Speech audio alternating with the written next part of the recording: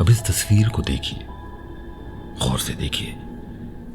क्या आपको इसमें कुछ अनयूजुअल दिख रहा है? नैन्सी के मुताबिक ये उनकी ग्रैंडमदर की एल्बम से ली गई बहुत सारी तस्वीरों में से एक तस्वीर है।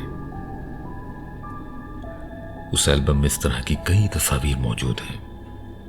अब आते हैं स्टोरी की तरफ, और उसके बाद फिर अगर अभी तक आप लोगों ने इस तस्वीर में कुछ अनयूजुअल नहीं देखा है तो स्टोरी सुनाने के बाद मैं आप लोगों को दिखाऊंगा।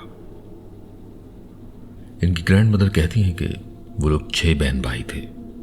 उस जमाने में कोई वबा आम हो गई थी जिसकी वजह से बहुत सारे छोटे बच्चों की जान चली गई थी। तो इन 6 बहन भाइयों में से जो इनके सबसे छोटे भाई थे उनकी भी उस वबा में डेथ हो गई थी। और सारा खेल शुरू होता है उनकी डेथ के बाद की। उसके बाद जब कभी भी उन लोगों ने अपना फैमिली ग्रुप फोटो लिया तो हर उस तस्वीर में